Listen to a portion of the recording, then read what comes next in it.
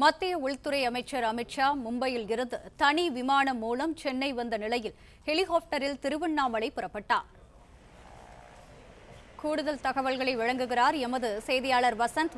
வணக்கம். 2 நாள் பயணமாக மத்திய உள்துறை அமைச்சர் அமித் ஷா தமிழகம் வந்திருக்கக்கூடிய நிலையில் அவரின் 2 நாள் பயணம் குறித்த முழுமையான விவரங்களை பதிவு செய்யுங்கள்.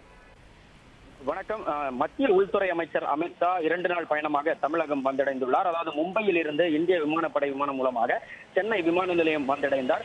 இங்கிருந்து ஹெலிகாப்டர் மூலமாக தற்பொழுது திருவண்ணாமலை புறப்பட்டு சென்றுள்ளார். அவரை வரவேற்பதற்காக தமிழக மாநில தலைவர், அதாவது பாஜக தமிழக மாநில தலைவர் நயினார் நாகேந்திரன், எடப்பாடி பழனிசாமி உள்ளிட்ட பாஜகவினரும் ஏராளமானோர் இந்த விமான நிலையத்திற்கு வருகை தந்திருந்தனர். அவர்கள் மத்திய உள்துறை அமைச்சர் அமித் ஷாவை வரவேற்றனர். அதனைத் தொடர்ந்து சென்னை விமான நிலையத்திலிருந்து தற்பொழுது ஹெலிகாப்டர் மூலம் திருவண்ணாமலை புறப்பட்டு சென்றுள்ளார். இதனைத் தொடர்ந்து அமித் ஷா இந்த ஹெலிகாப்டரில் நேரடியாக திருவண்ணாமலையில் சென்று இறங்கி அங்கிருந்து கார் மூலமாக கிரிவல பாதையில் உள்ள புகழ்பெற்ற ரமண ஆசிரமத்திற்கு செல்ல திட்டமிட்டிருப்பதாக தகவல்கள் வெளியாகியுள்ளன. அங்கு சுமார் 1 மணி நேரம் வரை நடைபெறும் பூஜைகளில் கலந்து கொள்கிறார். அங்கு அவர் வழிபாடும் செய்கிறார். அதனைத் தொடர்ந்து உலக புகழ்பெற்ற திருவண்ணாமலை அருணாச்சலேஸ்வரர் கோவிலுக்கு சென்று சாமி தரிசனம் மேற்கொள்கிறார். இந்த கோயில் வழிபாடுகளை முடித்த பிறகு மாலை 6 மணி அளவில் திருவண்ணாமலையிலிருந்து புறப்பட்டு சாலை மார்க்கமாக புதுச்சேரிக்கு செல்லவும் திட்டமிட்டதாக இந்த தகவல்கள் வெளியாகியுள்ளன. இந்த பயணங்களை 2 நாட்கள் பயணங்களை திட்டமிட்டு அதை மேற்கொள்வதற்காக தற்பொழுது சென்னை விமான நிலையத்தில் இருந்து ஹெலிகாப்டர் மூலமாக புறப்பட்டுள்ளார்.